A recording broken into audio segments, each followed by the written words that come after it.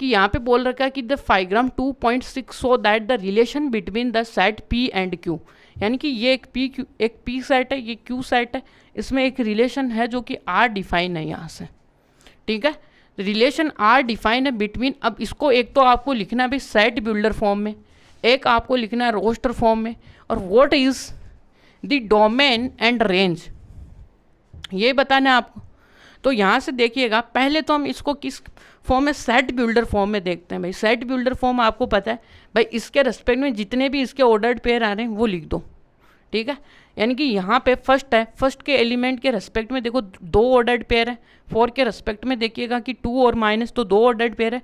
25 के रेस्पेक्ट में कितने ऑर्डर्ड पेयर है, 5 और -5। अब देखिएगा कि क्या है, तो यहाँ से सॉल्यूशन में अब आपको क्या करना है, डायग्राम को लिखते हुए, डायग्राम को देखते हुए ऑर्डर्ड पेयर बनाने कहीं पे, और पिछले वाले क्वेश्चन में आपको देखिए ऑर्डर्ड पेयर के लिए पूरा सब कुछ बनाया हुआ दिया हुआ था। अब की बार आपको खुद को बनाना है, ठीक है। अब वो कैसे बनाएंगे वो अभी देखते हैं, ठीक है। पहला जो क्वेश्चन है वो क्या है, इन सेट बिल्डर फॉर्म, ये तो यहाँ पे जो आर, यानी कि आपके लिए जो आर है सेट बिल्डर फॉर्म का सेट क्या आएगा, यानी पहला जो एलिमेंट इधर देखो 9 है, और 9 के साथ कितना है इधर, एक तो 3 है, और 9 के साथ एक क्या है -3 है। इधर क्या है आपका 4 है, 4 कितने को तीर मारेगा, -2 को मारेगा, 4 मारेगा 2 को। और यहाँ पे देखने लायक बात होगी कि 25 कितने को तीर मारेगा, 25 ये प्लस का 5 को मारेगा, और ये 25 है वो क्या मारेगा, -5 को। अब देखिएगा कि ये आपको समझ में आया। अब दूसरा क्या लिखना है इसका, पहले तो यानी पहले हमने सेट बिल्डर फॉर्म लिख दिया इसका, कोई दिक्कत नहीं है। तो इसको थोड़ा सा सेट रोस्टर फॉर्म हमने पहले लिख दी भाई, कोई दिक्कत नहीं है, ये भी तो अपने को लिखना आना ही चाहिए था, ठीक है। तो पहले ये नहीं लिखना था अपने को, पहले इसका क्या लिखना था, सेट बिल्डर फॉर्म लिखना था, हमने रोस्टर फॉर्म अलग ही लिख दिया, ठीक है। तो पहले हम क्या लिखते हैं भाई, सेट बिल्डर फॉर्म,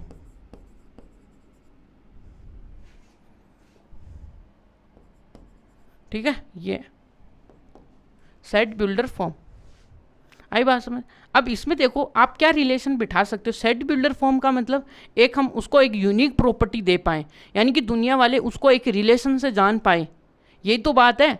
यदि कोई यानी मैंने आपको समझाया कि दुनिया वाले को ये भी कष्ट है कि वो ये भी नहीं बता सकते हैं कि मेरे को इसमें भी कष्ट है भाई, मैं इस सेट को एक छोटे से फॉर्मेट में देखना चाहता हूँ, यानी कि दुनिया के लिए एक कॉमन यूनिक प्रॉपर्टी दे दो जिससे वो इसको पहचान ले, ठीक है। वो देखते हैं भाई। अब देखिएगा कि जो रिलेशन आर होगा वो कैसे हैं, यानी हमेशा रिलेशन है, रिलेशन में किस तरीके के एलिमेंट्स आते हैं भाई, एक्स वाई टाइप के एलिमेंट आते हैं, ठीक है। जहाँ पे अब यहाँ से देखो, यदि ये सारे एक्स के एलिमेंट है, ये एक्स के बराबर है, ये भी एक्स के बराबर है, तो ये किसके फॉर्म में है भाई, स्क्वायर की फॉर्म में है। देखना चाहोगे तो ये किसकी फॉर्म में है भाई, यानी कि स्क्वायर की फॉर्म है। दुनिया वाले यदि इसको खोल के और देखेंगे तो इसको ये भी लिख सकते हैं, ये दुनिया वाले की नज़र में ऐसा भी है। और इधर देखेंगे तो इसके देखिए किसको स्क्वायर करने पे ये सब आ रहा है, -2 को +2 को करोगे तो 4 आएगा, 5 को 5 -5 को करोगे तो 25 आएगा, ये बात है। तो आप करने वाले हैं भाई, तो ये क्या है भाई, अक्स क्या है, x is a square of y, यानी कि वाई का क्या है, स्क्वायर है। ये आई बात समझ में। तो यहाँ से आपको मिलने वाला कि अक्स है वो स्क्वायर ऑफ वाई है, और यहाँ से और जो अक्स है वो कहाँ से बिलोंग कर रहा है, पी से, एंड जो वाई है वो कहाँ से बिलोंग कर रहा है, क्यू से। और ये अपने पास सेट बिल्डर फॉर्म आई इसकी। तो आप यहाँ से लिख सकते हो वाई को पकड़ोगे, ठीक है। अब वाई को पकड़ोगे तो क्या आएगा आपके लिए कि अक्स है वो स्क्वायर है किसका, वाई का। तो जो वाई है ना उसका स्क्वायर कर दो तो वो किसके इक्वल आ जाएगा, अक्स के इक्वल आ जाएगा। ये बात है, यानी कहने का मतलब है x is the square of y, ये बात, ठीक है। यानी कि यहाँ पे जितने भी एलिमेंट हैं उनका स्क्वायर इधर बैठा हुआ है, क्या है कि 9 है, 3 का स्क्वायर कितना है 9, ये क्या है 4, यानी कि ये कहने का मतलब है। अब दुनिया वाले उसको ये कहना कह के पूछ, यानी कि आपको बुलवाना चाहते हैं कि आप ये बुलाओ, यानी कि दुनिया को ये चाहिए, ठीक है। अब चलिए कि सेट बिल्डर फॉर्म, अब यहाँ से रोस्टर फॉर्म अपने आप ही आ गई। देखोगे तो यहाँ से 3, अब ये अक्स क्या है भाई, 3 का होल स्क्वायर है, यानी 3 का स्क्वायर। तो अक्स क्या है, x is the square of y, यानी कि वाई का स्क्वायर क्या है, अक्स है। इस प्रकार से ये बात है। तो यहाँ से आई होप आपको बातें क्लियर हुई होगी। तो क्लियर हुई होगी तो चलिएगा, अब इसका क्या आ गया आपके पास, डायग्राम भी हमने बना दिया। अब देखो व्हाट इज़ द डोमेन, तो आपको इस फॉर्म में देखिएगा कि क्या इसके यहाँ पे देखो रेंज के, यानी जो रिलेशन लिखा है अपने सेट बिल्डर फॉर्म के, सॉरी रोस्टर फॉर्म के अंदर,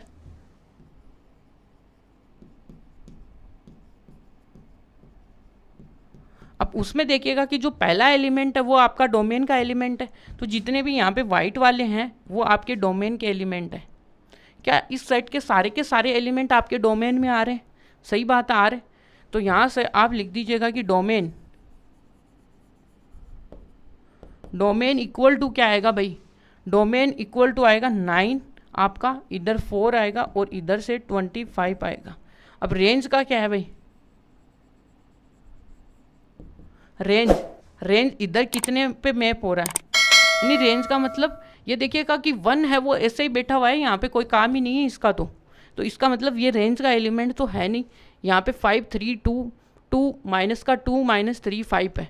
तो यहाँ से कितना आएगा, माइनस का 5 आएगा, 3 आएगा, 2 आएगा, फिर क्या आएगा, प्लस का 2 आएगा, 3 आएगा, 5 आएगा। ये इसके रेंज एलिमेंट्स होंगे।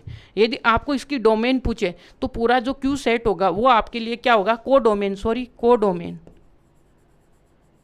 कोडोमेन। ठीक है, ये सारे के सारे क्या आने वाले हैं, कोडोमेन में आने वाले।